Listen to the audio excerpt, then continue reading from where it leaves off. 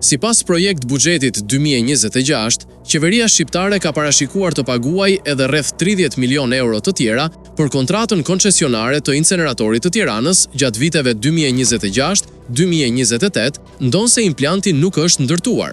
Pavarësisht mungesës totale të punimeve, pagesat vijojnë rregullisht, duke u renditur ndër kontratat më strikt të respektuara nga qeveria. Ministria e Financave e ka justifikuar këtë vazhdimsi me detyrimet kontraktuale dhe frikën e penaliteteve, duke pranuar se kontrata është hartuar në mënyrë të tillë që fondet disbursohen edhe pas situacione punimesh, një praktikë që bie ndesh me ligjin organik të buxhetit. Deri në 22 tetor 2025, sipas Open Data Albania, janë paguar mbi 8.9 miliard lek, më shumë se 90 milion euro për një objekt që nuk ekziston.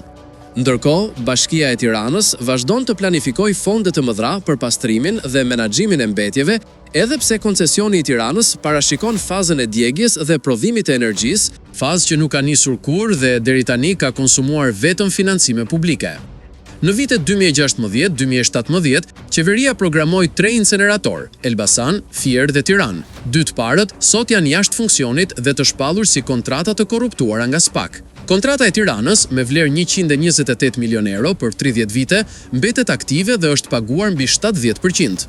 Mos funksionimi i inceneratorëve ka krijuar një krizë mjedisore kombëtare. Qeveria planifikon që mbejjet e gjysmës e vendit të transportohen drejt Shkodrës, duke rritur ndjeshëm kostot për shkak të trafikut dhe distancave të mëdha, ndërkohë që hapësirat për landfille pranë qyteteve të tjera ende nuk janë shfrytzuar.